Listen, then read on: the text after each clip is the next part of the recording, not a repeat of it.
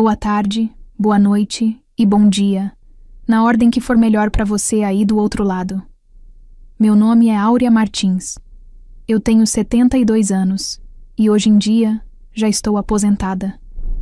Trabalhei quase a vida toda como auxiliar administrativa em hospital público, mas depois de muita coisa que vivi, e que ainda vou contar, troquei de área e fui parar numa escola, como secretária. Ainda moro em Franca, no interior de São Paulo, onde todo mundo se conhece, mas ninguém se mete demais. Meus vizinhos me chamam de tia Áurea, ou a mãe da Clara, e isso já me basta. Depois de tudo que passei, aprendi que simplicidade e paz valem mais que qualquer outra coisa. Olha, eu não sei exatamente por que você deu o play nesse vídeo. Às vezes é só para passar o tempo enquanto cozinha, costura, ou espera o sono chegar.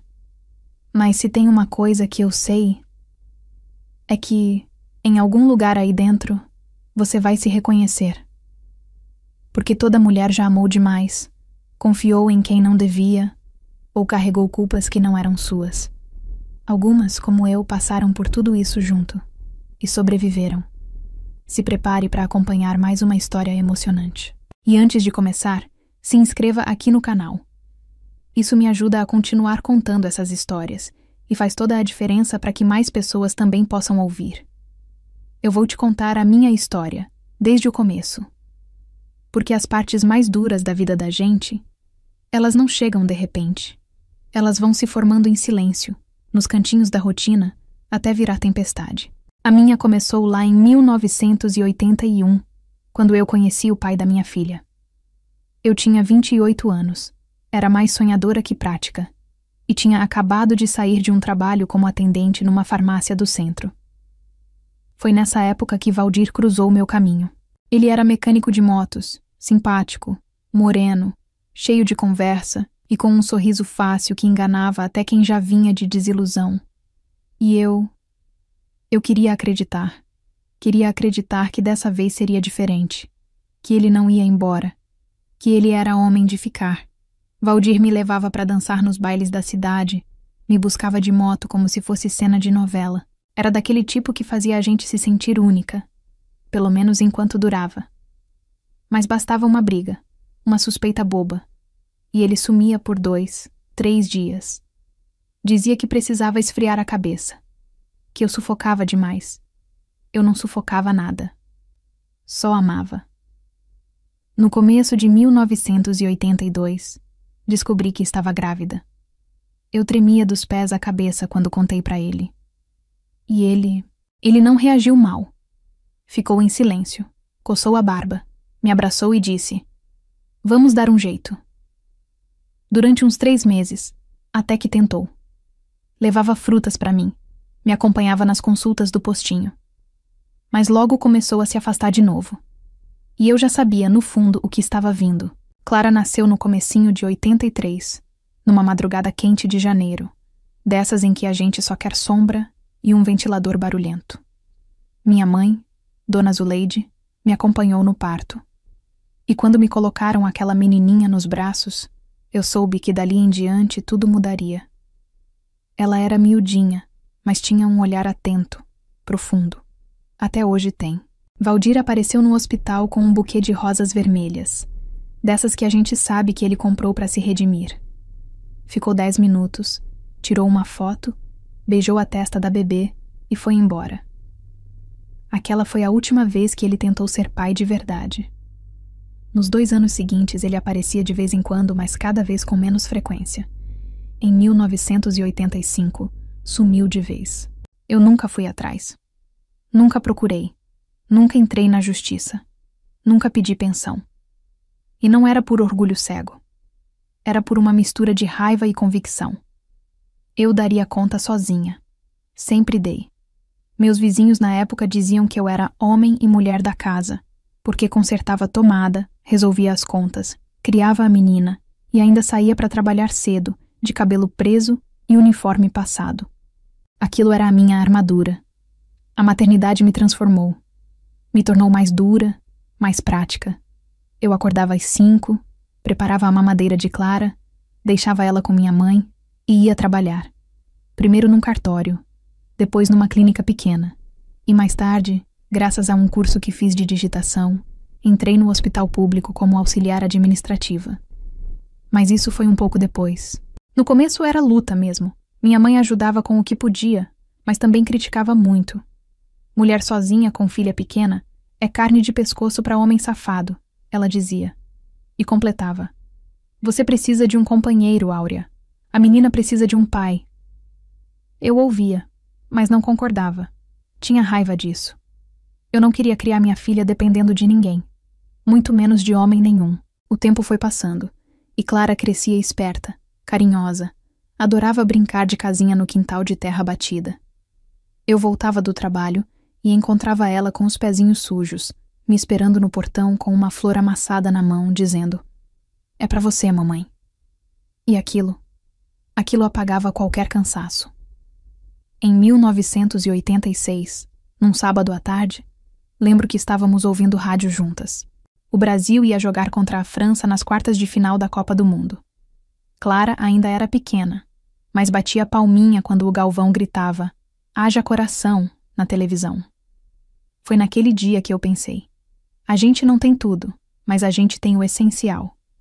Nos aniversários dela, eu improvisava bolo com mistura pronta, fazia brigadeiro enrolado na colher e chamava as crianças da rua para cantar parabéns. Nunca faltou amor, faltava dinheiro, mas amor sobrava. Eu me orgulhava da nossa casinha alugada com 2 cômodos, da cama que dividíamos, dos brinquedos feitos com caixa de papelão. Eu me sentia inteira, mesmo estando sozinha. Mas por dentro, eu ainda era mulher. Ainda sentia falta de conversar com alguém depois de um dia longo. De um colo que não fosse só o da minha filha. De um abraço demorado. Eu fingia que não. Fingia que estava satisfeita. Mas a verdade é que o silêncio da noite pesava. A solidão pesa de um jeito que a gente só sente quando se senta no sofá e não tem para quem contar como foi o dia. Foi em 1988 que eu consegui a vaga no hospital. Entrei como auxiliar administrativa e logo nas primeiras semanas fui me ambientando com os corredores frios, o cheiro forte de desinfetante e o entra e sai de médicos e pacientes. Era um mundo novo, agitado, mas onde cada um parecia ter seu lugar. E eu queria encontrar o meu. Foi ali que minha vida começou a mudar. E foi também ali que eu conheci a porta por onde ele entrou. O hospital parecia um mundo à parte. Era grande, antigo, com paredes pálidas e janelas altas que deixavam a luz entrar com um certo esforço. Tinha sempre um cheiro forte de éter no ar, misturado com café requentado e papel de prontuário. O som das rodinhas das macas cruzando os corredores era quase constante, assim como os passos apressados de enfermeiras e médicos. Eu trabalhava no setor administrativo, mas a gente respirava aquele clima de urgência o tempo todo. No começo, era difícil me situar. Eu mal conseguia decorar os nomes dos setores, dos médicos, dos plantonistas. Mas aos poucos, fui ganhando confiança. Era boa com papelada, gostava de organização, e logo perceberam que podiam contar comigo. A Sueli, da recepção, me adotou como se fôssemos amigas de infância. Ela era daquelas que sabiam tudo sobre todo mundo, e se não sabia, inventava. Mas tinha um coração bom e sempre me trazia café com bolacha maisena no meio da tarde.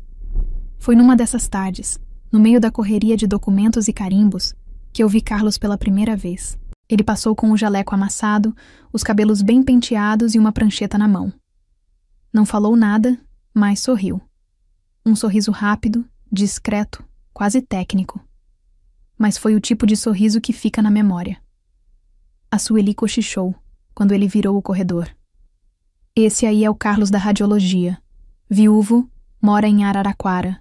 Trabalha aqui e em outros cantos. Vive na estrada, coitado. A partir dali, comecei a reparar mais.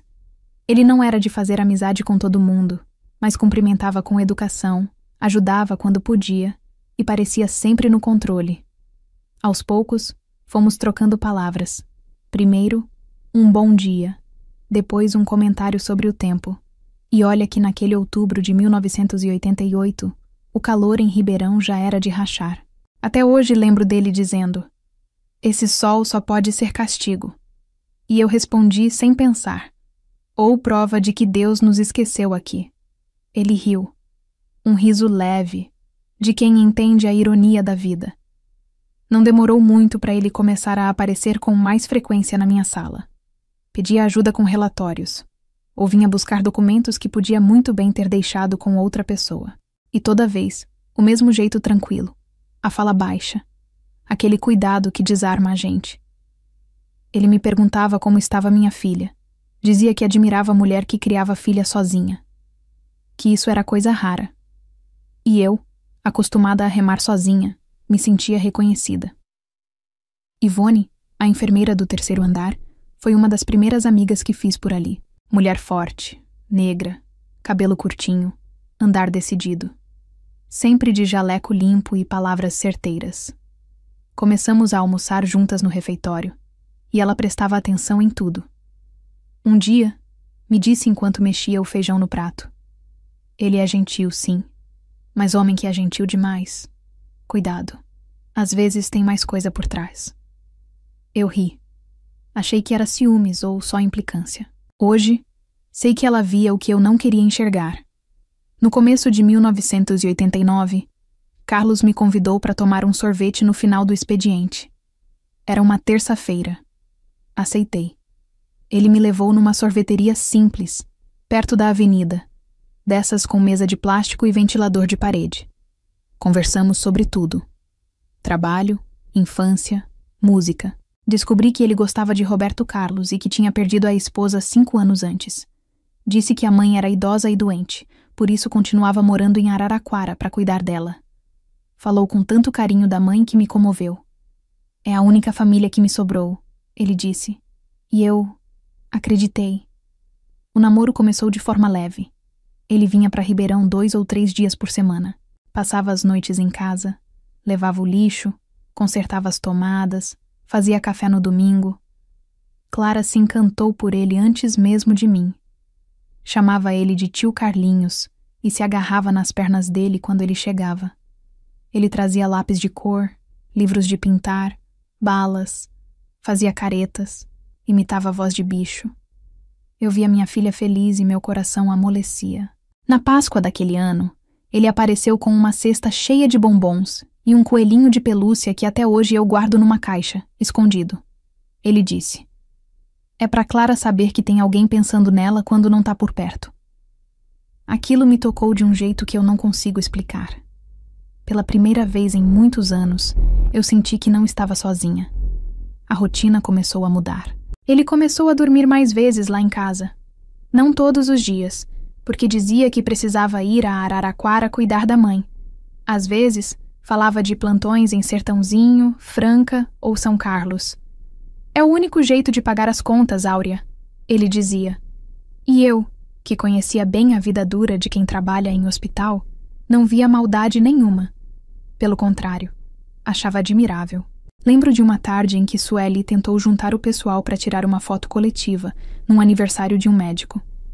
Carlos estava lá, mas se afastou. Disse que tinha que atender um paciente. Depois, comentou comigo que não gostava de sair em foto, que era supersticioso. E eu só achei esquisitice. Nada grave. Nunca é, no começo. Com o tempo, os colegas foram se acostumando com a nossa presença juntos. O Dr. Tadeu, sempre sério, uma vez disse: "Ele é calado, mas é bom no que faz. E se você tá com ele, é porque tem coisa boa aí." Já Jandira, a técnica de enfermagem, vivia torcendo o nariz. Nunca falou diretamente, mas me olhava com um certo ar de desconfiança. Naquela época, Clara já tinha 6 anos. Estava aprendendo a escrever o próprio nome e me mostrava os cadernos com orgulho. Um dia escreveu: "Eu amo a mamãe e o tio Carlinhos." Quando vi aquilo, chorei baixinho, escondida no banheiro.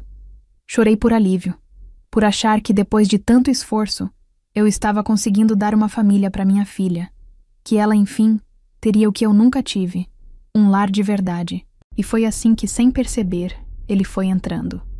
Não só na minha casa, mas dentro da minha história, como se sempre tivesse feito parte dela. E eu deixei, porque eu queria tanto acreditar que era possível ser feliz, que eu abri todas as portas sem desconfiar do que vinha do outro lado. O tempo tem um jeito curioso de moldar a vida da gente. Quando a gente está feliz, ele passa correndo, como se estivesse com pressa de chegar em algum lugar. Foi assim nos primeiros anos com Carlos. De 1989 até 1992, a minha rotina, antes tão solitária e cansativa, foi se transformando numa espécie de sonho possível. Um sonho simples, cotidiano, mas que me dava um conforto que eu achava que nunca mais sentiria. Carlos passou a frequentar nossa casa com mais constância. Não era todo dia, mas toda semana ele vinha, dormia algumas noites, passava os finais de semana com a gente. Aos poucos, foi deixando escova de dentes, depois uma camisa no cabide, um chinelo do lado da porta. Quando percebi, já havia uma gaveta só dele na minha cômoda. Era como se ele fosse um hóspede que a gente esqueceu de mandar embora. Mas porque queria que ficasse. Clara o chamava de tio Carlinhos, com um brilho no olhar. Ele tinha um jeito com ela que me emocionava. Fazia panquecas no domingo, ajudava com as lições de casa, contava histórias inventadas antes de dormir. Ela sentava no colo dele e ria das vozes que ele fazia imitando personagens. Eu olhava aquela cena e pensava, era isso que minha filha precisava. E mais do que tudo, eu pensava que talvez, só talvez, também fosse o que eu precisava. Nossa casa, antes silenciosa e marcada pelo cansaço, passou a ter risos, cheiros de comida boa, barulho de rádio ligado e sons de talheres numa mesa onde finalmente havia mais de 2 lugares. A gente fazia pequenos passeios, sorveteria, pracinha, às vezes íamos até o horto florestal nos finais de semana. Carlos adorava fazer piquenique. Trazia suco de caixinha, pão de forma e um queijo que dizia ter comprado na estrada. Clara rolava na grama e eu, por alguns minutos, me permitia acreditar que aquilo era felicidade de verdade. Minha mãe, Dona Zuleide, também se encantou com ele. Esse homem é família, Áurea. É de fé. Sua filha precisava disso, de um homem de casa. Eu, que cresci ouvindo da minha mãe que mulher sem marido era carne exposta, ouvia aquilo com um misto de aprovação e incômodo. Mas confesso que era bom ver minha mãe sorrindo ao vê-lo chegar com uma sacola de pão e queijo Minas, ou quando ele dizia, Dona Zuleide, trouxe uma marmelada para a senhora. Ela adorava. Em 1990, o Brasil inteiro parou para ver a estreia da novela Rainha da Sucata, e lá em casa não era diferente. Toda noite depois do jantar, sentávamos no sofá, eu, Clara e Carlos. Ele ria com os exageros da personagem da Regina Duarte e dizia que aquela era a novela mais doida que já tinha visto. Eu gostava desses momentos. Eram os pequenos rituais que criavam raízes. Mas não demorou muito para alguns detalhes começarem a me incomodar. Coisas pequenas, como o fato de Carlos nunca poder dormir mais do que 2 noites seguidas lá em casa. Sempre havia uma desculpa, um problema com a mãe, uma troca de plantão, uma ida a Araraquara, para pagar uma conta que não podia esperar. Era tudo sempre justificável, claro, mas ainda assim, constante. Ele nunca dormia uma semana inteira conosco, e nunca me convidava para conhecer a casa onde dizia viver com a mãe. Uma vez, no Natal de 1991, eu sugeri que passássemos a véspera juntos, lá em casa. Já estávamos há mais de 2 anos juntos. Achei que fosse natural, mas ele respondeu com uma expressão preocupada, dizendo que era tradição passar o Natal com a mãe doente, que ela não aguentaria ficar sozinha. Falou com tanta firmeza e emoção que eu me senti egoísta de ter sugerido algo diferente. Ele veio nos ver no dia 25, com presentes embrulhados e um panetone que jurou ter comprado numa padaria famosa de Araraquara. E eu, mais uma vez, acreditei. Lembro de um dia em que comentei com ele sobre fazer uma foto nossa, com Clara, para colocar na estante da sala. Era só uma ideia boba. Mas ele desconversou. Disse que não gostava de se ver em fotos, que ficava com a expressão estranha. Riu, me beijou na testa e disse, mas a gente tá aqui, isso que importa. Eu aceitei, porque era fácil aceitar quando o coração queria tanto. Carlos era eficiente no trabalho, mas distante dos colegas. Não participava das festinhas de aniversário, Nunca ia às confraternizações. Quando insistiam, ele dizia: "Tenho que pegar estrada." E ninguém questionava. Ele era educado, prestativo, mas ninguém sabia muito da vida dele. E naquela época, isso não parecia estranho. Homens reservados eram vistos como discretos, não suspeitos. Ivone, sempre atenta, soltou um comentário um dia, enquanto arrumávamos os arquivos na sala de material. "Esse seu homem tem um quê de segredo, viu? Não sei dizer o que, mas tem." Eu ri e disse que ela via mistério até onde não tinha. Ela me respondeu: "Tomara que eu esteja errada, Áurea, mas se cuida, viu?" E voltou a empilhar os envelopes, como se tivesse falado do tempo. Mesmo com essas pequenas interrogações, minha vida parecia, enfim, estabilizada. Clara estava bem na escola. Eu já conhecia todos os caminhos do hospital de olhos fechados. E com Carlos ao meu lado, eu me sentia protegida. Era uma sensação nova. A de não carregar tudo sozinha. No dia em que Clara fez 9 anos, em janeiro de 92, fizemos uma festa pequena no quintal. Bolo de chocolate, refrigerante, brigadeiro de colher. Carlos ajudou a montar as bexigas, colocou a música no rádio e ainda dançou com Clara no meio da grama. Ela usava um vestidinho amarelo e girava no ritmo da música. Na hora dos parabéns, ele segurou o pratinho dela com bolo, limpou um pouco do glacê da bochecha dela com carinho e disse: "Você tá ficando moça." E eu, emocionada, pensei: como uma família de verdade. Tudo parecia no lugar. Mas hoje, olhando para trás, sei que aquilo era só a superfície. Um espelho bonito que escondia rachaduras finas. Rachaduras que, um dia, não iam mais dar para ignorar. A partir de 1993, as ausências de Carlos começaram a se tornar parte da rotina. No início eram pontuais. Uma noite ou outra fora. Depois, se estenderam para 2 dias, às vezes até 3. Ele sempre tinha explicação. Plantões em cidades vizinhas, substituições de colegas, cursos de atualização. Dizia que os hospitais do interior viviam faltando profissional e que ele fazia o que podia para ajudar, além, claro, de garantir uma renda extra. E tudo soava crível, coerente. Quem trabalha em hospital entende bem essa dinâmica. A gente sabe que quando falta um técnico, alguém tem que cobrir. E Carlos era experiente, confiável, tinha anos de profissão. Ninguém estranhava. Mas eu comecei a sentir um incômodo. Pequeno, sutil, mas presente. Como uma coceira que não passa. Toda vez que ele sumia por 2 ou 3 dias, eu sentia um aperto no peito. Ligava, às vezes ele atendia. Outras vezes dizia que o celular estava descarregado. Mesmo sendo raro alguém ter celular nessa época, ele dizia que usava só para urgência, emprestado. E eu entendia, ou fingia entender. Aos poucos, comecei a notar um padrão. Ele nunca ficava mais de 3 dias fora. Nunca além disso. Era como se seguisse uma espécie de regra silenciosa, um limite que ele mesmo estabelecia. No 4º dia, ele aparecia com uma desculpa, um mimo ou um agrado. Um perfume, uma sacola com biscoitos da estrada, uma história bem contada de algum paciente engraçado. E eu ouvia, sorria, abraçava, como se aquele vazio tivesse sido compensado. Ivone, com seu olhar afiado, percebeu. Numa manhã qualquer, enquanto tomávamos café perto do setor de prontuários, ela disse: "Áurea, posso te perguntar uma coisa sem você se chatear?" Eu balancei a cabeça. Ela continuou: "Você tem certeza que ele mora com a mãe, sozinha, lá em Araraquara?"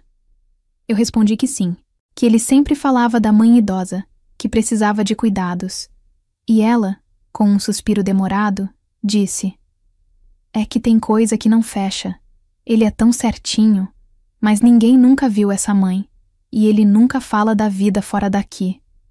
Eu tentei rir, desviar o assunto, mas a pulga atrás da orelha já tinha se instalado.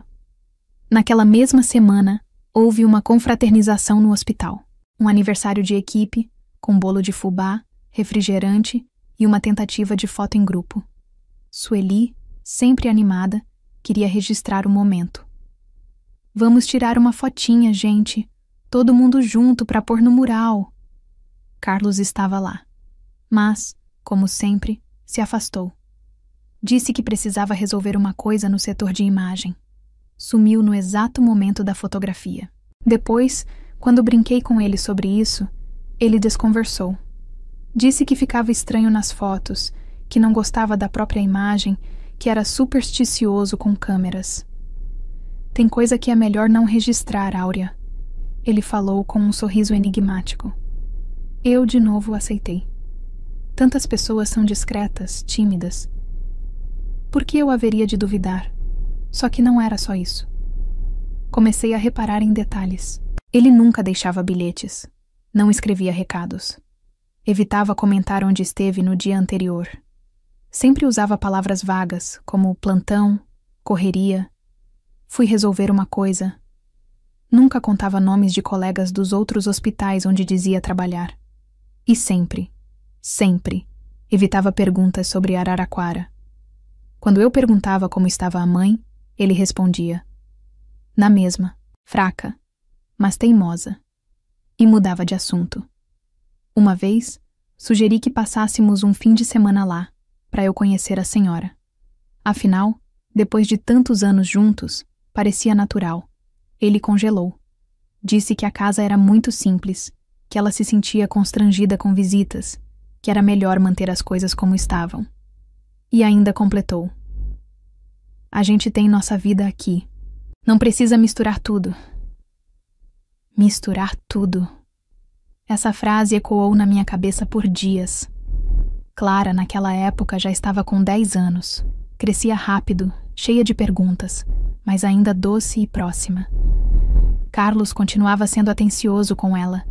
Ajudava com os deveres da escola, trazia doces e livros, dizia que queria ver ela muito estudada. Às vezes, eu os observava de longe e sentia uma gratidão profunda. Pensava, ele não é perfeito, mas está aqui, e se esforça. Talvez fosse isso que eu repetia para mim mesma para continuar acreditando.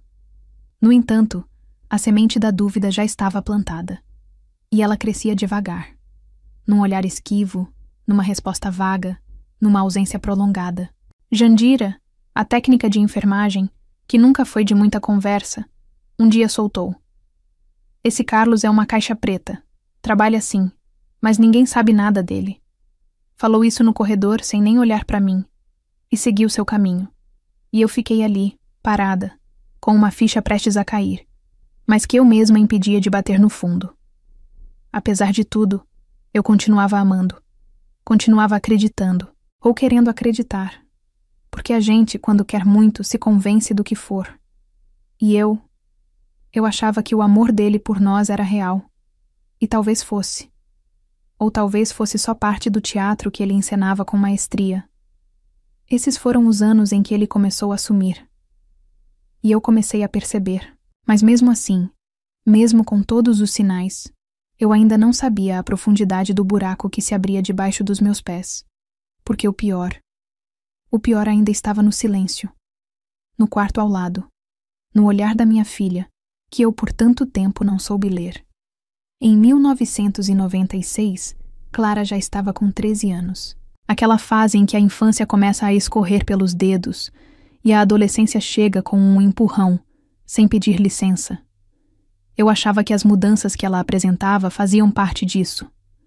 Aquela tristeza quieta, o olhar distante, a mania de trancar a porta do quarto e se isolar por horas com os fones de ouvido. Tudo parecia parte do crescimento. Só parecia.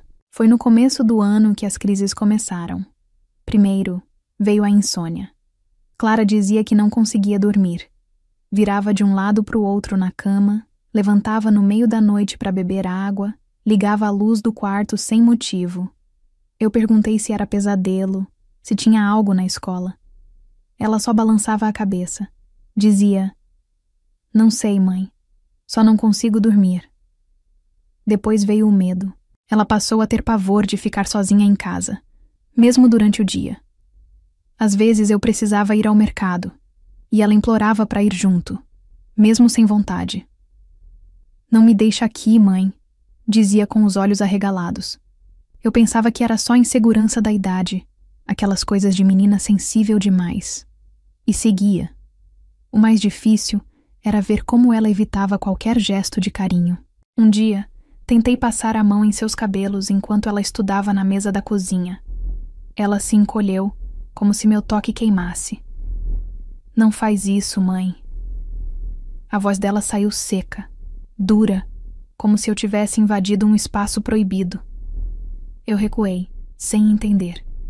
Fiquei com aquilo atravessado no peito. Carlos notou a mudança.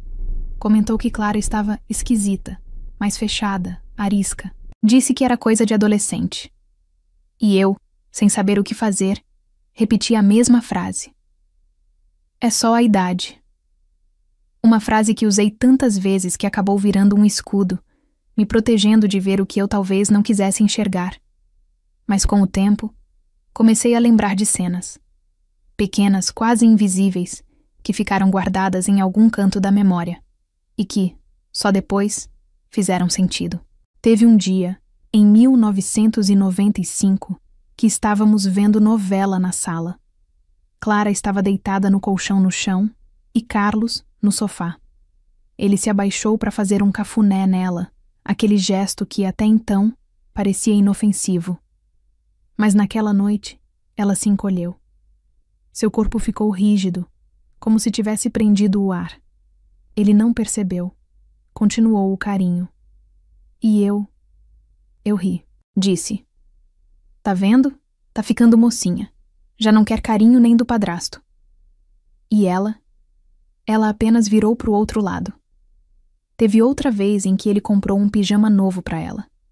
Era cor de rosa, com um desenho de coelhinho. Disse que tinha visto na vitrine e lembrado dela. Clara recebeu o presente sem sorrir. Agradeceu baixinho e naquela noite não dormiu. Vi a luz do quarto dela acesa até tarde, mas não perguntei nada. As portas começaram a se fechar. Primeiro a do quarto, depois a da confiança e, por último, a dos olhos. Porque os meus já não viam com nitidez. Eu via o que queria ver. E o que queria ver era uma filha crescendo, com dificuldades normais, e um companheiro tentando ajudar. Mas Clara já estava em silêncio. Um silêncio espesso, dolorido, que gritava em gestos. Ela evitava abraços de Carlos e se encolhia quando ele se aproximava demais. Às vezes, ele passava a mão no ombro dela e ela imediatamente levantava, como se tivesse esquecido de algo na cozinha. Eu notava, mas não interpretava. Achava que era só rebeldia. Teve uma noite em que Clara trancou a porta do quarto. Era algo novo. Eu brinquei. Tá escondendo o que aí, mocinha? Carlos riu e disse: agora a gente só entra com senha. E ela do outro lado da porta ficou em silêncio. Nem riu, nem respondeu. Só trancou. E esse gesto, que parecia banal, hoje eu sei que era um pedido de socorro. Nessa época, Carlos seguia com suas idas e vindas. Sumia por 2 dias. Voltava com desculpas perfeitas. Dizia que tinha dormido em Sertãozinho, depois em Batatais. Às vezes aparecia cansado, dizendo que mal tinha dormido no alojamento do hospital. Eu ouvia, acreditava e servia café. Em casa, tentava manter a rotina. Fazia arroz com feijão fresco todo dia. Preparava o prato preferido da Clara, macarrão com salsicha, e me sentava à mesa esperando que ela comesse comigo. Mas ela preferia levar o prato pro quarto. Dizia que queria comer ouvindo música. E eu deixava. Achava que era coisa da idade. Tudo era coisa da idade. Ivone notou. Um dia, ao me ver mais quieta que o normal, me perguntou: Tá tudo bem em casa, Áurea? Eu tentei dizer que sim, mas minha voz falhou. Ela ficou me olhando com aquele jeito dela de quem não força, mas também não ignora. Se precisar, eu tô aqui, ela disse. Só isso. Mas ficou comigo. As dores de Clara aumentaram. E as minhas também. Não eram dores no corpo, eram ausências. Era como se algo entre nós estivesse se partindo, sem som, sem rachadura visível. Só a sensação de que alguma coisa estava se perdendo. e eu não sabia o quê. A adolescência dela chegou como um muro, e eu fiquei do lado de fora, tentando achar uma brecha. Mas não consegui. O olhar da minha filha se tornou opaco, o sorriso rareou, e as noites ficaram longas. Eu passei a acordar no meio da madrugada e ir até a porta do quarto dela. Encostava o ouvido e ouvia o som do ventilador. Às vezes passos, às vezes nada, e voltava para a cama com o coração apertado. Hoje eu sei que aquele silêncio todo era um aviso, que cada gesto dela era um pedido de ajuda, mas naquela época, tudo o que eu via era uma menina crescendo, e um homem bom tentando fazer parte da vida dela. Eu estava cega, e quando a gente está cega, não é a luz que falta. É a coragem de abrir os olhos. O ano de 1997 começou com uma sensação que eu não conseguia explicar. Era como se algo estivesse desalinhado, fora do lugar. Nada gritante, nada visível. Apenas uma inquietação, como uma pedra pequena dentro do sapato, que incomoda mesmo quando a gente finge que não sente. Carlos continuava na mesma rotina, presente e ausente. Em casa, era gentil, prestativo, carinhoso, mas seguia sumindo. Às vezes por 2 dias, às vezes por 3.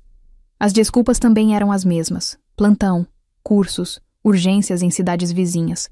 Mas agora havia um detalhe a mais. Ele começou a evitar falar de Araraquara com mais frequência. Antes, ele pelo menos mencionava a mãe. Dizia que ela tinha piorado, que a saúde estava frágil, que precisava levar no médico. Mas em 1997, quando eu perguntava qualquer coisa, se ela estava bem, se precisava de alguma coisa, ele mudava de assunto. Às vezes, fingia que não ouviu. Outras vezes, respondia com um "tá tudo igual, não muda nada por lá", e encerrava o assunto. Foi num domingo à noite, logo depois do Fantástico, que eu perguntei se ele queria que eu fosse com ele para Araraquara num dos fins de semana. Não para visitar ninguém, só para conhecer a cidade. Ele se levantou do sofá, foi até a pia lavar o copo e, sem olhar para mim, respondeu: "Não tem nada de mais lá, Áurea. É lugar velho, casa velha, tudo apertado. Você não ia gostar." Depois me abraçou pelas costas e disse que gostava da gente ali, daquele nosso mundo, só nós 3, e sorriu. Mas era um sorriso sem luz. Clara estava cada vez mais distante. Eu tentava me aproximar. Preparava o macarrão que ela gostava, comprava um chocolate escondido e deixava em cima da cama. Convidava para assistir novela comigo. Ela agradecia. Às vezes sorria de canto, mas não se aproximava. A sensação era de estar tentando abraçar uma sombra. Teve um dia em que cheguei mais cedo do trabalho e a encontrei trancada no quarto, encolhida num canto. Quando perguntei o que estava acontecendo, ela respondeu apenas: "Tô cansada, mãe." Mas o cansaço dela tinha um peso que eu não sabia decifrar. Comecei a ter pesadelos. Sonhava que estava num corredor sem fim, como os do hospital, e as luzes iam apagando atrás de mim. Corria, mas não saía do lugar. Acordava suada, com o peito apertado. Às vezes, chorando sem entender por quê. De manhã, lavava o rosto e seguia como se nada tivesse acontecido. Uma tarde, pedi para Ivone descer comigo até o pátio externo, onde tinha uma sombra boa perto das mangueiras. Sentamos num banco de cimento, e eu desabafei. Disse que andava com uma sensação estranha, como se algo fosse acontecer. Falei que Clara estava distante, que Carlos parecia diferente, e que eu me sentia deslocada. Como se a vida tivesse virado um tabuleiro e eu não soubesse mais qual peça era. Ivone me olhou com aquele jeito sereno dela. "Você tá tentando segurar o mundo nas costas, Áurea. Mas tem coisa que escapa. Às vezes, o que parece certo demais é justamente o que a gente precisa olhar com mais cuidado." Eu não soube responder. Só abaixei a cabeça e fiquei ali, com os olhos no chão de terra rachada. Ela apertou minha mão, ficou em silêncio comigo. E aquele gesto, simples, me sustentou naquele dia. Carlos parecia notar minha angústia. Passou a trazer mais presentes. Flores, livros, até um rádio portátil que ele disse ter visto numa loja em promoção. para você ouvir música enquanto cozinha, disse. Eu sorri, mas era um sorriso educado, porque por dentro eu estava inquieta, como se soubesse que aqueles presentes eram remendos tentando cobrir um rasgo cada vez maior.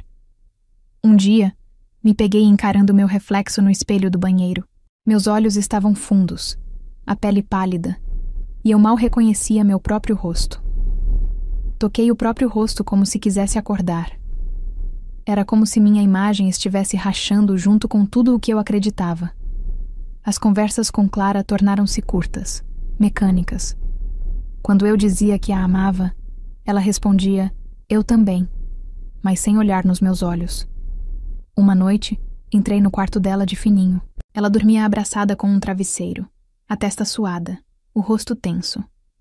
Saí em silêncio, com um nó no peito. Os dias seguintes foram de espera. Espera de quê? Eu não sabia. Mas algo em mim dizia que o ar estava prestes a mudar, que o chão sob meus pés já não era firme. Eu tentava fingir normalidade. Tentava manter a rotina, o café da manhã na mesa, o uniforme passado, o feijão no fogo. Mas dentro de mim, tudo parecia prestes a desabar.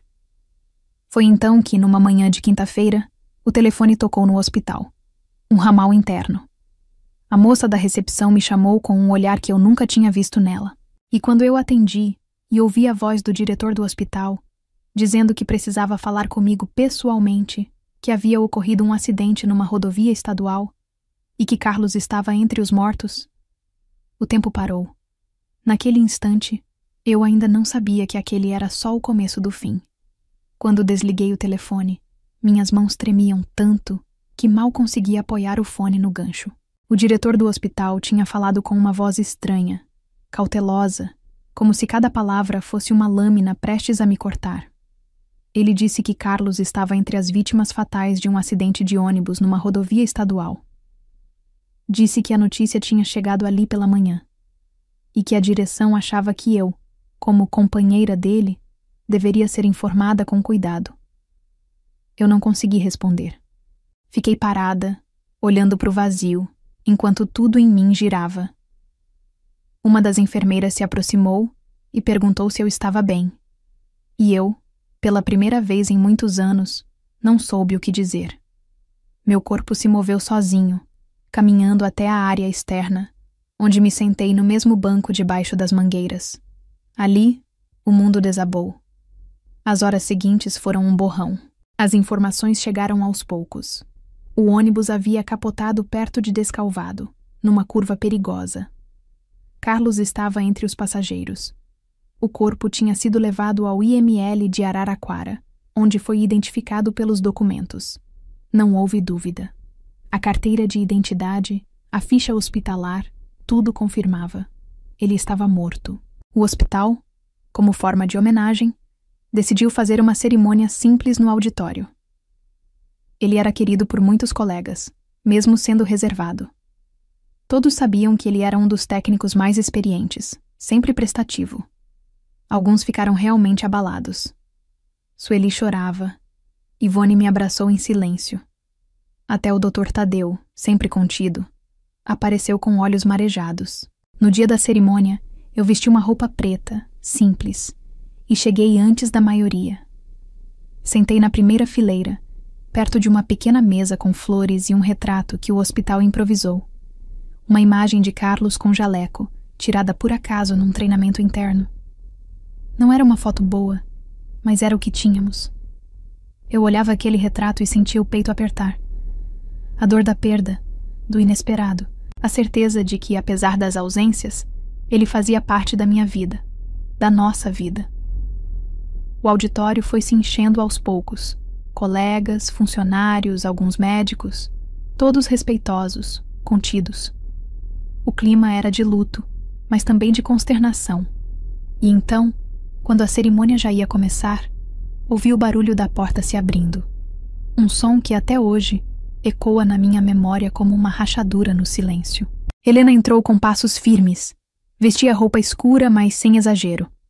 Ao lado dela estavam 2 adolescentes, um menino e uma menina. O rosto de Helena estava devastado, olhos inchados, cabelo preso às pressas, expressão dura. Nas mãos, ela segurava algo, um envelope e uma aliança.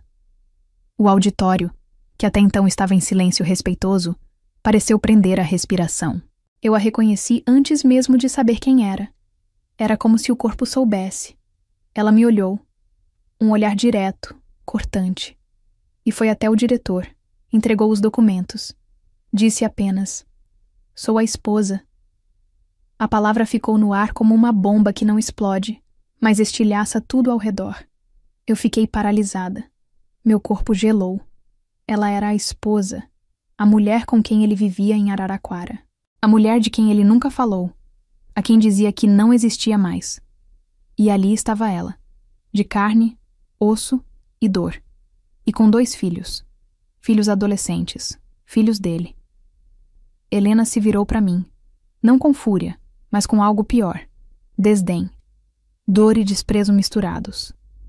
Me olhou como se eu fosse a responsável, como se eu soubesse, como se eu tivesse aceitado aquela mentira. A única coisa que ela disse foi: "Você sabia?" E eu, sem conseguir falar, apenas balancei a cabeça, negando, implorando, em silêncio, para que ela acreditasse. Mas ela não acreditou.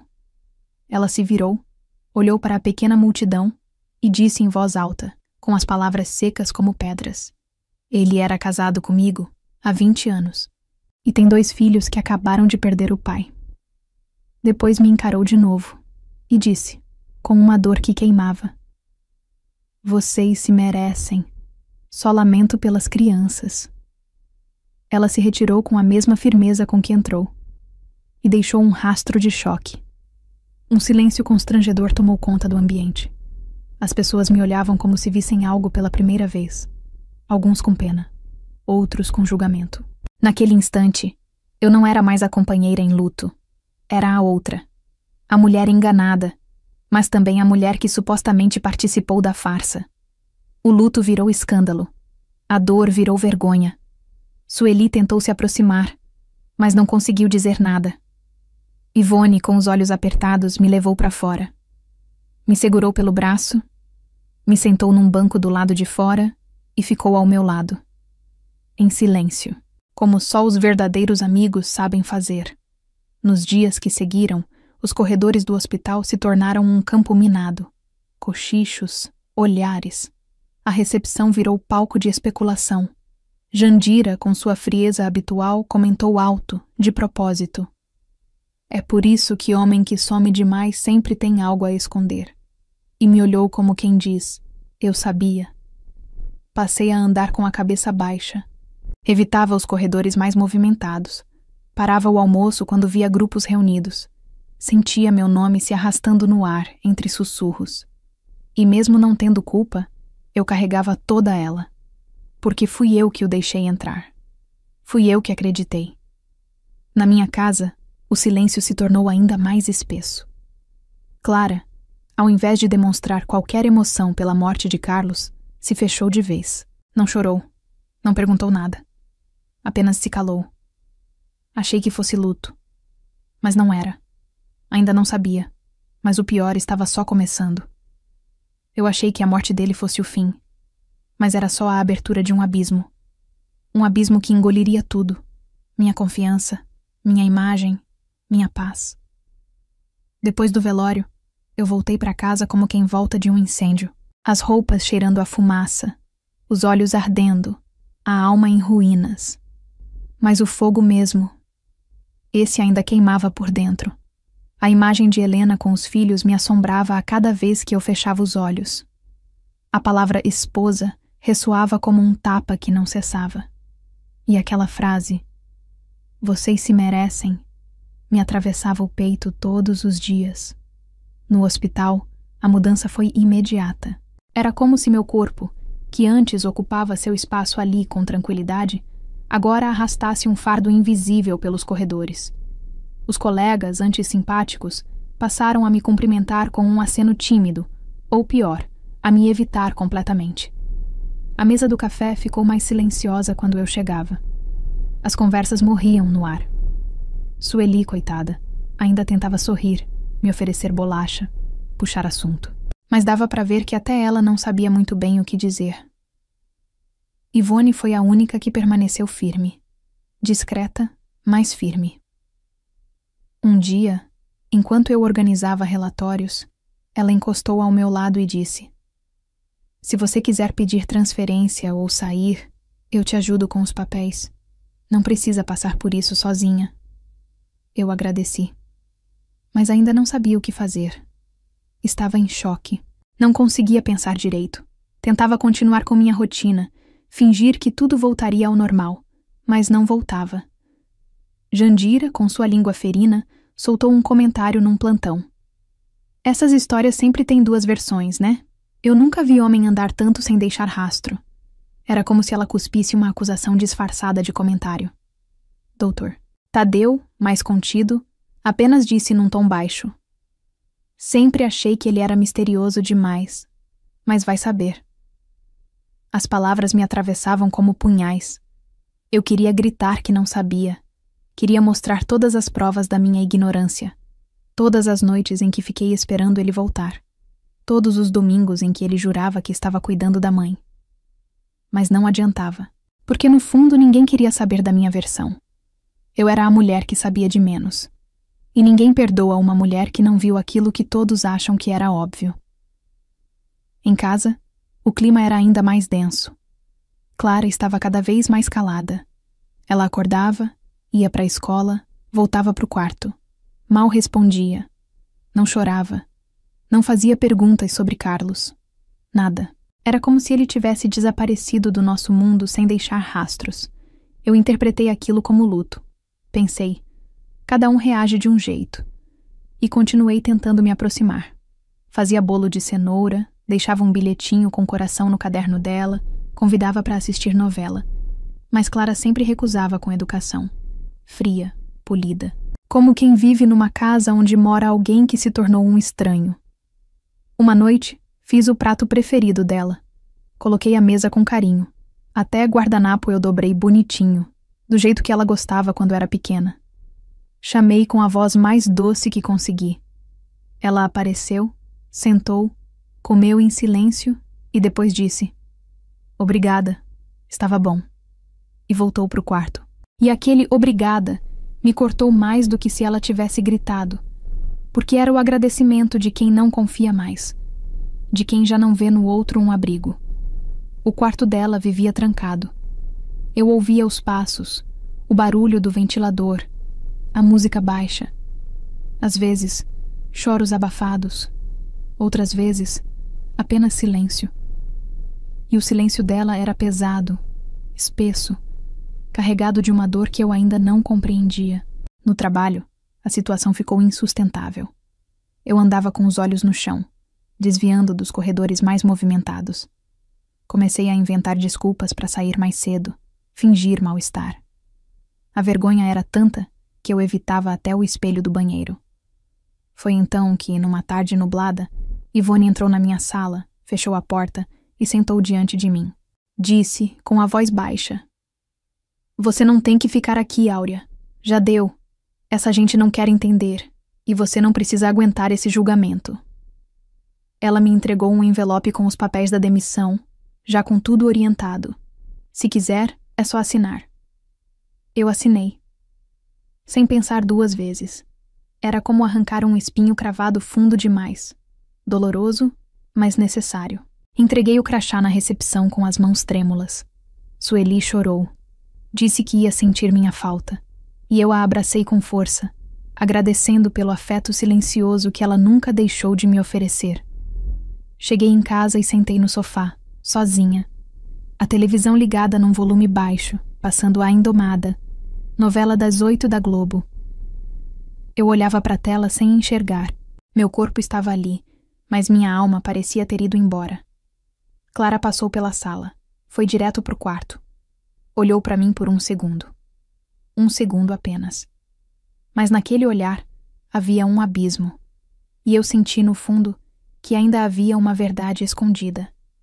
Algo que ela não tinha dito. Algo que explicava o distanciamento, a dor nos olhos, o silêncio. Eu achava que a humilhação no hospital, O fim do relacionamento, a vergonha pública, eram o fundo do poço. Mas o fundo ainda não tinha chegado. Porque ele morava no silêncio da minha filha. E quando ela enfim resolveu falar, foi ali que eu descobri o verdadeiro inferno. Depois que deixei o hospital, a casa mergulhou num silêncio mais fundo ainda. Era como se eu tivesse trancado a porta por dentro, não só para o mundo lá fora, mas também para mim mesma. As manhãs vinham sem propósito. Eu acordava, fazia o café, arrumava a cozinha, mas tudo era automático, sem alma. Clara quase não falava, não perguntava, não respondia. A gente dividia o mesmo teto, o mesmo sangue, mas parecia que morávamos em planetas diferentes. Foi por essa época que os sintomas dela pioraram. A insônia virou regra. As crises de ansiedade começaram a aparecer com mais força. Ela tinha calafrios do nada, suor nas mãos, olheiras profundas. Passava horas sentada na cama, imóvel, olhando para a parede como se esperasse algo acontecer. Uma noite, acordei com um barulho e a encontrei encolhida no canto do quarto, com os olhos arregalados, dizendo: "Tem alguém aqui." Eu tentei acalmá-la, dizendo que era só um sonho. Mas ela não estava dormindo. O medo de ficar sozinha aumentou. Nem para ir até a esquina ela queria ir sozinha. Às vezes, se eu demorava 5 minutos no mercado, ela me ligava da orelhinha da padaria da esquina. Porque naquela época, telefone em casa ainda era luxo. Chorando, pedindo para eu voltar. No começo, eu pensei que fosse só luto. A ausência de Carlos, o fim repentino daquela figura que ela conheceu como tio Carlinhos. Mas algo dentro de mim, uma intuição dolorosa, dizia que era mais. Muito mais. Foi Sueli, mesmo com a distância, que me deu o contato de uma psicóloga da rede pública. Ela é boa com adolescentes. Calma, paciente. Se chama Patrícia. Eu anotei o nome, peguei o ônibus até a unidade de saúde e marquei a primeira consulta. Clara não queria ir. Resmungou, disse que não adiantava. Mas eu insisti. Pela primeira vez em meses, bati o pé. Disse: "Você vai, nem que fique calada o tempo todo, mas você vai." A sala da doutora Patrícia era simples, com uma estante de livros, 2 poltronas claras e um quadro de borboletas na parede. Ela tinha uma voz baixa, olhar sereno e nenhum traço de julgamento. Conversava com doçura, sem pressa. Na primeira sessão, Clara ficou muda. Na segunda também, mas a psicóloga não forçou. Apenas dizia: "Tá tudo bem não querer falar. Só estar aqui já é um começo." Foram semanas assim. E eu do lado de fora, sentada no banco do corredor, com as mãos suadas e o coração em sobressalto, esperava. Cada porta que se abria me dava esperança de que algo começasse a se resolver. Mas nada vinha. Até que, numa quarta-feira qualquer, Clara saiu da sala com o rosto pálido. E Patrícia me chamou. "Podemos conversar um minutinho?" Meu corpo gelou. Sentei, esperando qualquer coisa, menos o que ouvi. A psicóloga foi delicada. Começou dizendo que Clara tinha dito algo muito importante, muito difícil. Que ela só falava porque confiava em mim, mesmo que não demonstrasse. E então veio a frase que desfez minha vida em pedaços. Ela contou que Carlos a tocava. Entrava no quarto à noite. Dizia que era carinho, que era um segredo entre os dois. Minha visão ficou turva. Senti o mundo rodar. Quis levantar, correr, gritar, desmentir. Mas só consegui ficar sentada, muda. A respiração falhou. O estômago embrulhou. Meus dedos perderam a força. E nenhuma lágrima caiu. Nenhuma. Porque havia algo mais forte que o choro. O choque absoluto. A psicóloga continuou, explicando com calma. Disse que Clara sentia vergonha, medo. Que achava que ninguém acreditaria nela. Que Carlos dizia que era só uma forma de amor. E que eu não entenderia. Que aquilo começou devagar, disfarçado de carinho. Que ela nunca soube nomear o que estava acontecendo. E que só depois que ele morreu, o medo se desfez o bastante para que a fala surgisse. Eu ouvi tudo em silêncio. Cada palavra era uma pedra lançada com força no meu peito. E eu pensava: enquanto eu amava um homem, esse homem abusava da minha filha. E ela não contou, porque tinha medo até de mim.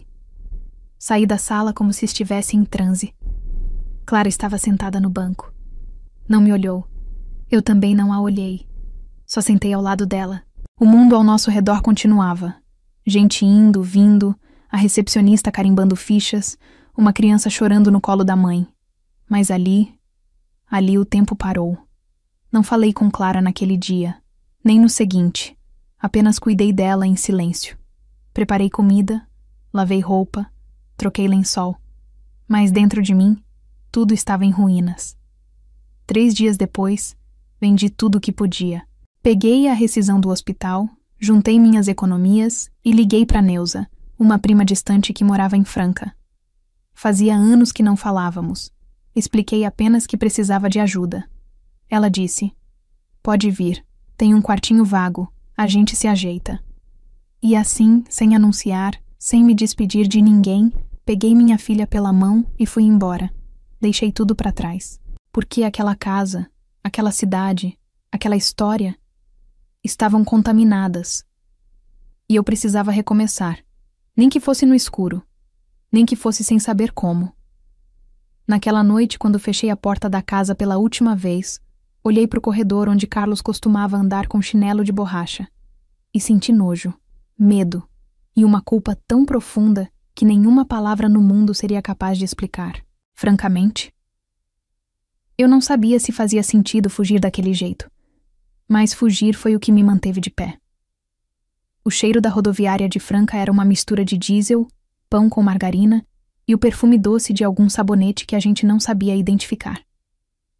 Era cedo, início de 1998, e o sol mal tinha despontado no céu. Eu desci do ônibus segurando firme a mala com o que restou da nossa vida anterior. Clara vinha atrás, de cabeça baixa, usando uma camiseta larga que quase cobria o short. Eu mal reconhecia a menina que caminhava comigo, e talvez fosse melhor assim. Neuza nos esperava com os braços cruzados e o cabelo preso num coque mal feito, como se estivesse pronta para outra batalha, ainda que não soubesse qual. Ela me deu um abraço forte, sem dizer nada. Apenas encostou a boca no meu ouvido e murmurou: "Tá segura agora." Depois virou para Clara e disse: "Oi, menina. Tô fazendo café. Vamos?" O jeito dela era seco, mas tinha um calor ali. Um tipo de acolhimento que não precisa de perguntas, nem de conselhos, só de presença. Eu sabia de longe que ela tinha vindo de uma história difícil. Uma vez, ainda em Ribeirão, ouvi dizer que ela tinha sido casada com um caminhoneiro bruto que a trancava dentro de casa. Mas Neuza não falava sobre o passado. Talvez por isso tivesse entendido tão bem o meu. Ela cedeu o quartinho dos fundos da casa dela, uma construção simples de piso frio e paredes finas, onde o som da torneira da cozinha se ouvia lá de dentro. Durante 2 semanas ficamos ali, até eu conseguir alugar uma casinha modesta 2 ruas acima, com 2 cômodos, um fogão velho e um tanque rachado. Eu vendi o que sobrou da mudança de Ribeirão. Me desfiz de roupas, panelas e móveis. Deixei para trás não só objetos, mas versões de mim mesma que já não faziam sentido carregar. Clara quase não falava. Dormia muito, comia pouco. Eu não insistia. Eu também não era mais aquela mulher de antes, que forçava sorrisos ou queria entender tudo. Às vezes, só deixava um copo de vitamina na beira da cama e saía em silêncio. Quando a escola municipal anunciou vaga para auxiliar de secretaria, eu fui. Preenchi a ficha tremendo por dentro, sem saber se conseguiria conviver com gente outra vez. Mas ao chegar lá, vi que era diferente. Não tinha jaleco branco, nem cheiro de éter, nem corredor com maca. Tinha papel, carimbo, cadernos e barulho de criança no recreio. Aquilo me salvou. Comecei a trabalhar na semana seguinte, de segunda a sexta, das 7 às 3. Preenchia boletins, atendia mães aflitas, separava fichas de matrícula. O uniforme era simples. Saía abaixo do joelho, blusa azul clara e um crachá com meu nome escrito com letra feia. E mesmo assim, eu me sentia alguém. Sentia que começava a me mover, devagar, como quem sai de um deslizamento de terra. Clara, por sua vez, decidiu recomeçar também, à maneira dela. Um dia, do nada, entrou na cozinha e disse: "Quero cortar o cabelo." Eu olhei surpresa. Ela sempre teve o cabelo longo, quase até a cintura. "Quer cortar como?" perguntei. "Curto. Bem curto." Respondi apenas: "Tá bom, a gente vai." Levamos uns 20 minutos até encontrar um salão aberto. Era pequeno, com 2 cadeiras e o som de um rádio tocando Zezé de Camargo em Luciano. A moça perguntou: "Vai querer aparar ou repicar?" Clara respondeu firme: "Pode tirar tudo." E eu vi, pela primeira vez em muito tempo, um brilho nos olhos dela. Como se aquele gesto fosse um tipo de libertação. Quando as mechas caíram no chão, senti vontade de chorar, mas me segurei, porque ali, naquele salão quente e apertado, minha filha renascia. Quando terminou, ela se olhou no espelho e não sorriu. Mas também não abaixou os olhos. E aquilo bastava. Na volta para casa, ela pediu para eu não falar nada. "Deixa assim", disse. E eu deixei. Comecei a notar como tudo em mim também estava diferente. A forma como eu olhava as pessoas, principalmente os homens. Um dia, um professor novo passou pela secretaria e me deu bom dia com um sorriso mais demorado. Eu não consegui responder. Senti o estômago virar, a pele arrepiar. Fiquei paralisada, como se qualquer tentativa de proximidade fosse uma ameaça. Não era com ele, era comigo, com o que ficou marcado no meu corpo, com a culpa de não ter visto. Às vezes, eu andava pelas ruas de Franca e tinha a impressão de que todos os homens estavam me observando. Um vizinho me ofereceu ajuda para carregar compras, e eu recusei de forma ríspida. Me sentia como uma parede cheia de rachaduras. Não podia permitir que mais ninguém encostasse. E foi num desses dias, em que a saudade de mim mesma me pesava no peito, que apareceu uma vaga para auxiliar numa clínica particular ali perto. O salário era melhor. A carga horária, menor. Minha experiência na área da saúde ajudaria. Fui até lá. Era uma clínica simples, com portas de vidro e cheiro de pinho-sol. A recepcionista me recebeu sorrindo. Pediu que eu aguardasse um momento. Me sentei num banco acolchoado, respirei fundo. Estava tudo indo bem, até que de repente veio o som. O som inconfundível de um aparelho de raio-x sendo ativado.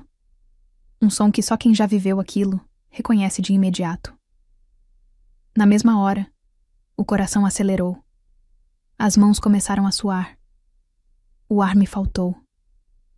Tentei levantar, mas as pernas falharam. Minha visão embaçou e senti a garganta fechar. Levantei como pude e saí quase tropeçando. Do lado de fora, me apoiei no muro e chorei como há muito tempo não chorava. Aquele som tinha me atravessado. Era como se, por um instante, eu tivesse voltado para tudo que queria esquecer. Aquela clínica, por mais promissora que fosse, me lembrava demais dos corredores que um dia chamei de casa. E dos rostos que por tanto tempo eu confundi com segurança. Não voltei. Não liguei. Rasguei o papel com o telefone da entrevista. Voltei para a escola municipal no dia seguinte e agradeci, em silêncio, por ainda ter um lugar onde pudesse respirar. Clara não me perguntou nada sobre a crise. Mas naquela noite, me ofereceu uma caneca de chá. Deixou sobre a mesa e disse: "Esfria rápido." Não era um gesto de perdão, mas era cuidado. Era um fiapo de afeto, e eu me agarrei a ele como quem se agarra à beirada de um abismo. Aos poucos, fomos aprendendo a conviver com o silêncio, com os limites, com a memória que não apaga, mas também não nos define por inteiro. Achávamos que havíamos fugido do passado, que estávamos seguras em um novo lar, mas o passado, assim como certas pessoas, tem o hábito de reaparecer quando você menos espera, trazendo à tona uma raiva em Clara que eu nunca tinha visto. Uma raiva contra mim, contra as minhas escolhas. O dia estava quente demais para uma manhã de primavera. Eu tinha acabado de estender as roupas no varal da nossa casinha em Franca quando ouvi 3 batidas secas no portão. Pensei que fosse Neuza, talvez o carteiro, ou alguma vizinha pedindo açúcar. Mas quando cheguei à calçada, o tempo parou. Valdir. Eu reconheci na hora. Mesmo mais magro, os cabelos rareando, o rosto mais envelhecido, ele usava uma camisa surrada e carregava nas mãos um envelope amassado. Tinha um cheiro de estrada, de cigarro velho e algo triste nos olhos. Ficou parado, sem saber se sorria. Eu não disse nada. Só cruzei os braços, sentindo meu corpo enrijecer todo, como se uma armadura invisível me vestisse por inteiro. Áurea, eu fiquei sabendo pela sua mãe, Azuleide, que vocês estavam aqui. Eu só queria ver minha filha, só conversar, ele disse com a voz fraca, sem conseguir me encarar por mais de 2 segundos. Ele me estendeu o envelope. Dentro havia fotos antigas. Algumas eu reconheci. Clara ainda pequena, num parque, com um vestido azul que eu mesma costurei. Outras eu nunca tinha visto. Ele, Clara e um cachorro que não era nosso. Fotos de momentos que ele inventou sozinho. Você sumiu 15 anos, Valdir. 15. E agora quer conversar? Perguntei, sentindo um calor subir pelo meu rosto, o sangue correndo com força nas têmporas. Ele tentou justificar. Disse que a vida tinha sido dura, que cometeu erros, que estava desempregado e andando por aí atrás de bicos. Eu pensei que talvez agora desse para recuperar um pouco do tempo, murmurou. Ela já tá moça, né? Eu respirei fundo.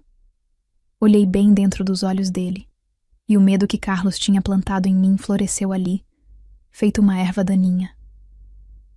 Vai embora, Valdir. Agora. Eu não quero você perto da minha filha. Você não tem o direito. Ele pareceu surpreso, como se esperasse outra reação, mas não discutiu. Guardou as fotos de volta no envelope, fez que sim com a cabeça, abaixou os olhos e foi embora. Sem drama. Só com aquele ar derrotado de quem já esperava por aquilo. Fechei o portão e voltei para dentro tremendo. O chão parecia balançar sob os meus pés. Eu sentei à mesa e fiquei ali por horas, encarando o nada. O cheiro do café velho na garrafa me embrulhava o estômago. Demorei 3 dias para contar para Clara. E só contei porque não consegui mais esconder o peso que aquilo causava em mim. Ela estava no sofá, assistindo TV. O cabelo ainda bem curtinho desde o corte do recomeço. A pele do rosto mais clara que o normal, como se a alegria tivesse abandonado ela por completo. Clara, comecei com a voz falhando. O seu pai veio aqui. O Valdir. Ele apareceu de repente. Eu mandei ele embora. Ela demorou para responder. O olhar fixo na tela. Só depois de um tempo, ela desligou a TV e se virou lentamente para mim. Você mandou ele embora? Perguntou, com uma calma que me deixou assustada. Você nem me contou? Eu fiquei com medo. Ele estava estranho. Eu achei melhor proteger você. Ela se levantou. Não gritava. Mas cada palavra era uma faca lançada com precisão cirúrgica. Você escolheu meu pai. Depois escolheu o Carlos. E eu só tive que aceitar. Eu fiquei muda. Sem ar. Como se o mundo tivesse desabado sobre mim ali, na sala, entre o tapete gasto e a estante com fotos que agora pareciam zombar da minha memória. Ela continuou. Você achava que estava me protegendo? Porque esconder o meu próprio pai, me privar de conhecer ele, isso é proteção? Me fazer viver uma mentira com o Carlos, isso é cuidado? Eu passei a vida inteira aceitando as suas escolhas, mãe, e cada uma delas doeu em mim. Eu não consegui responder. Apenas encostei na parede da cozinha, tentando não desmoronar. Meus olhos ardiam, mas as lágrimas não vinham. Era como se até o choro me tivesse sido tirado. Ela não chorava também, mas tremia, a boca rígida, os punhos fechados. E nos olhos dela, eu vi a raiva mais triste que já vi na vida. No dia seguinte, ela passou o dia fora. Não disse para onde ia. Eu fiquei sentada na mesa da cozinha o tempo todo, olhando a xícara com chá frio, tentando lembrar em que momento tudo tinha se perdido. 2 dias depois, chegou uma carta. Era de Valdir. Letra torta, envelope amarelado. Disse que estava indo embora de vez. Tentaram um emprego no Mato Grosso com um primo caminhoneiro. Disse que não esperava perdão, mas queria que Clara soubesse que pensava nela todos os dias. E que, mesmo tendo falhado como pai, ainda assim sonhava que ela fosse feliz. Eu deixei a carta sobre a cama dela. Não falei nada. E naquele mesmo fim de tarde, ela entrou no meu quarto, me entregou um papel dobrado e disse: "Quero tirar o Batista. Quero ficar só com o seu sobrenome, Martins. Me ajuda a mudar isso?" Eu não perguntei nada. Apenas balancei a cabeça e abracei o papel como quem segura uma alma inteira nas mãos. Ela estava se refazendo, do jeito dela, rasgando os pedaços do passado que ainda a prendiam. E mesmo que me doesse, mesmo que me ferisse, eu entendia, porque a dor dela também era minha. Eu não perguntei nada. Apenas balancei a cabeça e segurei o papel como quem acolhe uma decisão que veio de um lugar profundo. Clara estava renascendo. E não havia mais nada que eu pudesse fazer além de caminhar ao lado dela, passo a passo, sem pressa, sem forçar. Nos dias seguintes comecei a providenciar a documentação. Um novo nome, uma nova escola. Descobri que em Araraquara havia uma escola técnica pública excelente, com vagas abertas para o ano seguinte. Clara não disse nem sim, nem não. Mas quando viu os papéis sobre a mesa, não protestou. E isso, para mim, já era um começo. Foi assim que, numa manhã cinzenta, peguei o ônibus até Araraquara com uma pasta de documentos em mãos. Enquanto aguardava a análise da matrícula na secretaria, atravessei a rua e fui até uma padaria da praça tomar um café. Coisa simples: um pão francês, uma xícara fumegante e uns minutos de silêncio. E foi ali, quando saí com a sacola na mão, que a vi. Do outro lado da rua. Helena. Ela estava mais magra, abatida, o rosto duro, mas sem a fúria do velório. Nos olhos dela havia um cansaço antigo, do tipo que a gente reconhece porque também carrega. Nossos olhares se cruzaram. E por um instante, o tempo pareceu parar. Achei que ela fosse desviar. Eu quase desviei. Mas então ela atravessou a rua. E antes mesmo que dissesse uma palavra, eu soube. Talvez depois de tanta dor, tanto silêncio, tanta culpa, a gente estivesse prestes a abrir uma ferida que, enfim, poderia começar a cicatrizar. Helena atravessou a rua com passos firmes, mas sem pressa. A filha caminhava ao lado, olhando o chão. Quando chegou perto de mim, ela apenas disse com a voz baixa e contida: "Tem um café ali, perto da rodoviária. Você pode me encontrar depois de amanhã, às 3 da tarde?" Eu não consegui responder de imediato. Apenas balancei a cabeça. Ela fez o mesmo e seguiu seu caminho, sem mais uma palavra. E eu fiquei ali, com a sacola de pão na mão, parada no meio da calçada, sentindo um peso no peito que era mais leve do que eu esperava. 2 dias depois, vesti minha melhor blusa, uma branca, de botão, que eu guardava para momentos importantes. Peguei o ônibus até o centro de Araraquara e desci 2 quadras antes do ponto, só para caminhar um pouco, respirar, me preparar. O café era pequeno, antigo, com mesinhas de fórmica e paredes em tom bege. Helena já estava lá, sentada perto da janela, com uma xícara de chá ainda cheia. Sentei em silêncio. Nenhuma de nós sorriu. Ficamos alguns segundos apenas olhando uma para a outra. E então ela falou: "Ele fazia a mesma coisa comigo. Os sumiços, as desculpas prontas, as promessas. Eu achava que era culpa minha, que se eu fosse mais paciente, ele ficaria. Que se eu não reclamasse, ele voltaria mais cedo." Eu escutei em silêncio. Depois respirei fundo e respondi: "Ele dizia que você era uma ex, que era desequilibrada, que me amava, mas tinha medo de que eu não o compreendesse." Helena deu um meio sorriso. Mas era um sorriso triste, de quem já não se assusta mais com a cara da mentira. Ela olhou pela janela, respirou fundo e disse: a gente viveu na mesma casa, em tempos diferentes, mas era a mesma prisão. Contei a ela que ele tinha abusado da minha filha. Ela fechou os olhos por um instante. Não me perguntou como, nem quando, nem por quê. Só disse: a minha, ele nunca tocou. Mas teve uma época que eu sentia calafrios quando ele a abraçava. Agora, eu entendo o porquê. Foi uma conversa breve, sem lágrimas, sem pedidos de desculpa. Não havia espaço para isso. Porque ambas sabíamos que não éramos culpadas.